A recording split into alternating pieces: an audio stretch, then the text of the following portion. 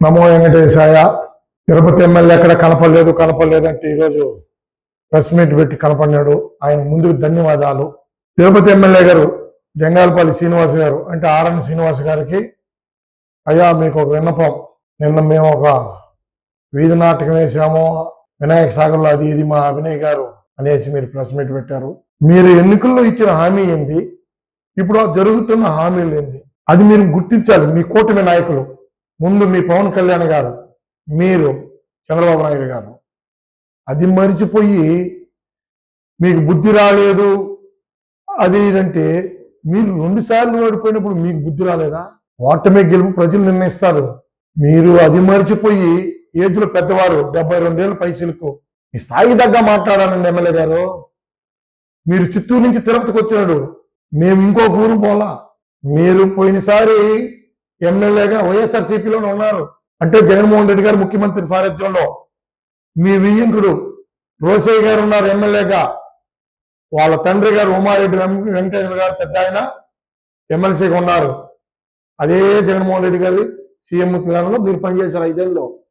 విద్యుత్ శాఖని తనఖా పెట్టేశారు, దోషేశారు అంటున్నారు. మీరేమన్నా గుడ్డు గుర్రాలకైనా పొన్నుగా అవుతున్నారా? ఆ రోజు సార్ ఇది మనం చేసే తప్పు అని జగన్మోహన్ రెడ్డి గారిని ఎందుకు నిలలేదు?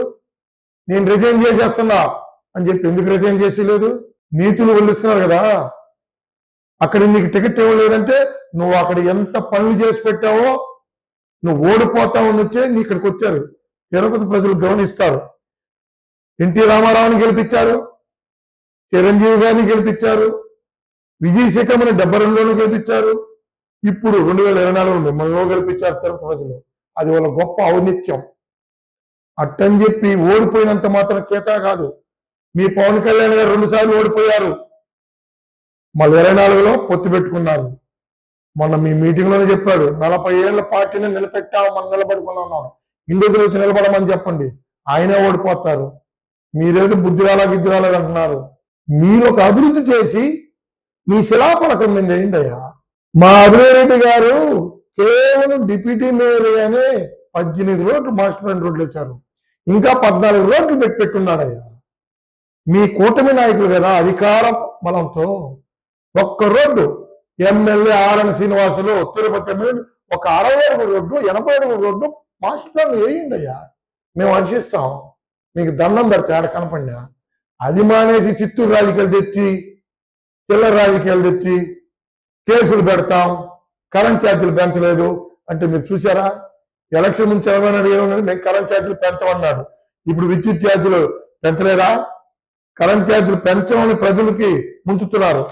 22లో పెంచలా, 23లోనూ పెంచలా, 24 మీకు చదువచ్చు కదా, పెద్ద బడా కాంట్రాక్టర్ చదివించుకోండి. చెప్తున్నాను వినండి, మీకు ఎంతెంత పెంచాడు? 24 2/11 నవంబర్ మీ గవర్నమెంట్ వచ్చినాకే 45 రూపాయలు ఒకదాని మీద, 5 రూపాయలు 76 పైసలు ఒకదాని మీద, 58 రూపాయలు 80 పైసలు ఎఫ్సిఐ మీద.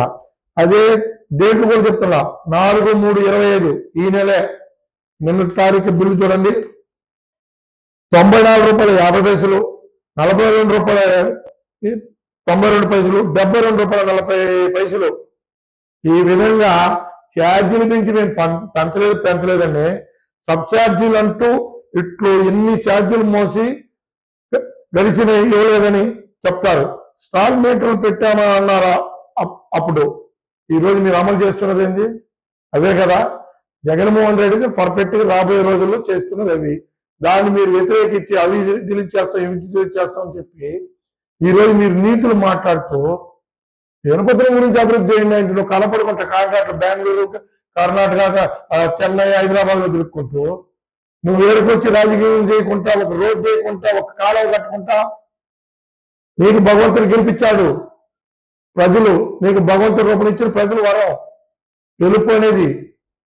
కాకపోతే మీరు మాట్లాడాల్సింది మేము పెంచలేదు. ఇప్పుడు 15,000 కోట్లు సర్చార్జీ పెంచారు, అవిడంతా లేదంటే మీరు రాజీనామా ఇస్తారా తిరుపతికి? లేదంటే మన మీద కేసులు పెడతాం కదా. కేసులకి కొత్త ఏం కాదు. మా నాయకుడు బొమ్మల కరుణాకర్ రెడ్డి ఉద్యమ నాయకుడు, ఆయన నుంచి నడుస్తున్నాం. మీరు ఎప్పుడు పోలీసులు ఇక్కడ దెబ్బలు తినలేదు ఉద్యమంలో. మీ కూటమిలో ఉన్నారు ముఖ్యమంత్రి చంద్రబాబు గారు 2000 సంవత్సరంలో నవంబర్ నెలలోనే సినిమా ఫంక్షన్ కార్యక్రమం చేయడం కోసం మేమంతా దెబ్బలు తిన్నాం. కావాలంటే మొన్న రాత్రి ఈస్ట్ లో ఎస్ఐగా డిఎస్పీ ఉన్న ఎస్ఐగా ఉన్నాయన ఆ రోజు ఎస్ఐ నారాయణ గారు అడగండి. రిటైర్డ్ అయిపోయిన ఇదే 3వ వార్డులో కరుణాకర్ గారు ఉన్నారు, వాళ్ళని అడగండి. శ్యామ్స్ గారు పైలట్ యాక్టర్ పేరుతో కూడా చెప్తున్నా, మీకు తెలియకపోవచ్చు 20 ఏళ్ళ ముందు తిరుపతి జరిగింది. విద్యుత్ ఛార్జీల మీద ఆ రోజు దెబ్బలు తిన్నాం, ట్యాక్సుల మీద ఆ రోజు నడి రోడ్డు మీద మున్సిపల్ ఆఫీస్ మీద నడి రోడ్లు పొందుకున్నాం మా నాయకుల ద్వారా. మాకేం ఉద్యమాలు చేయడం కొత్త ఏం కాదు. మీరు బెదిరిస్తే బెదిరిపోవడానికి మేమేమన్నా అక్కడ చిత్తూరు నుంచి రాలా. మీ వెనకాల తిరుపతిలో నాయకులు పట్టుమని 4 లేరు, మొత్తం చిత్తూరులో బ్యాచ్ వెళ్తున్నారు. ఏమేం పని చేస్తారో అందరూ తెలుసు. మీ పని మీరు చేసుకోండి. మీరు అన్నమాట నేను టూరిస్ట్ అక్కడికి యాత్రికుల్లాగా వచ్చా, రేపు ఇంకొక ఊరికి వెళ్తా అంటారు. కాబట్టి మీరు యాత్రికుల్లాగానే ఉండండి, యాత్రికుల్లాగా ఉండండి. ఇంకా ఉన్నారు 48 ఏళ్ళు ఉండండి, మనం ఇంకొక ఊరిని చూసుకొని వెళ్ళండి. మీరు డబ్బులు పెడతారు, సంపాదిస్తారు. ఎలా సంపాదిస్తారు మీకు తెలుసు. అలాగే ఖర్చు పెడతారు, అలా గెలుస్తారు. అంతేగాని విద్యుత్ ఛార్జీల మీద వీధి నాటకాల వల్ల తెలంగాణ వచ్చింది, వీధి నాటకాల వల్ల స్వాతంత్రం వచ్చింది. ఇది మర్చిపోవద్దండి. మీరు వీధి నాటకాలను చాలా హేళనగా మాట్లాడుతున్నారు. ఈ వీధి నాటకాలు అన్నారు చూడండి, మా అభినవ్ రెడ్డి గారిని ఎన్ని వేల మంది చూశారు చేసిన సోషల్ మీడియాలో, ఇన్స్టాగ్రామ్ లో. ముందు తెప్పించుకొని చూడండి సార్. అంతేగాని ఎలా పడితే అలా మాట్లాడి ఒక వార్డు అధ్యక్షుడు ఆయన టీడీపీ, ఆయన ఏదేదో మాట్లాడతాడు, మతి భ్రమించిందంట. ముందు మీకు ఇక్కడ దిక్కు లేదు టీడీపీ పార్టీకి, కాబట్టే అడుగులు తెచ్చుకున్నారు. చిత్తూరు నుంచి ఇక్కడ ఎమ్మెల్యే అభ్యర్థికి ఇక్కడ లేక మీరు అది పక్కన మంచిపోయి పక్కన కూర్చొని ఎమ్మెల్యే గారి పక్కన కూర్చొని చిలక పలుకులు పలకద్దండి. ఆయన ఒక వార్డు అధ్యక్షుడు పాపం ఆయన ఉన్నాడు, ఇంకొక ఆయన జనసేన అధ్యక్షుడు, జనసేన అధ్యక్షుడు, నగరాజు సిటీ అధ్యక్షుడు. మీ డిప్యూటీ సీఎం గారికి చెప్పండి, పక్కన ఎమ్మెల్యే గారికి 3 టీటీడీ బోర్డు మెంబర్లు వచ్చి తెలంగాణకి ఇచ్చారయ్యా. రాయలసీమ, ఉత్తరాంధ్ర, ఈస్ట్ గోదావరిలో ఎవరు లేరు ఇక్కడ పనిచేయాల. 21 ఇచ్చి 2 ఎమ్మెల్యేలు ఇచ్చే అది నేర్పిండయా. 2 ఎమ్మెల్యేలు ఇస్తే 2 తెలంగాణకు ఒకరికి ఇచ్చాడు, వాళ్ళకి ఇచ్చుకున్నారు. ఇక్కడ నీ బోటోళ్ళకి నాయన నగరాధ్యక్షుడు నీకేమీలా, మీ జిల్లా అధ్యక్షుడు డాక్టర్ గారు ఆయనకి ఏమీలా. అవన్నీ గురిగిన సామెతలు కదా, మర్చిపోవద్దు. మేము ప్రతిపక్ష లీడర్గా మా పాత్ర మేము నిర్వహిస్తున్నాం. ఇది తప్ప ఒప్ప అనేది ప్రజలు నిర్ణయిస్తారు. అంతేగాని మీరు గెలిచినంత మాత్రం హీరో, ఓడిపోయినంత మనం జీరో అనుకోవద్దు. అట్టెత్తుకుంటే మీ లోకేష్ బాబు జీరో 2019లో, మీ పవన్ కళ్యాణ్ జీరో 2019లో. హీరోలు జీరోలు రాజకీయాలు ఎత్తు పొలాలు సహజం. గెలుపాటలు మీరు 4 సార్లు నిలబడితే 2 సార్లు ఓడిపోయినాడు. జగన్మోహన్ రెడ్డి పుణ్యాన గెలిచారు ఫస్ట్ టైం, కోటమి తర్వాత 2వ సారి అరుక్కొచ్చాం. ఆ ఊరి నుంచి ఈ ఊరికి వచ్చాం, గెలిచావు. ఇది మర్చిపోవద్దు.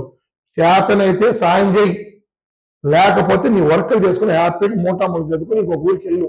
ఎప్పుడు 29కి. ఇది చాలా మంచిది ఎమ్మెల్యే గారు. అంతేగాని కేసులు పెడతాం. ఎన్ని కేసులు పెడతావా? ఎంతమంది బెదిరిస్తావా? భయపడేవాళ్ళకి చెప్పు. ఇక్కడ ఎవరు కూడా భయపడే వెళ్ళాడు. అర్థమైందా? మా నాయకుడి స్పిరిట్ అది.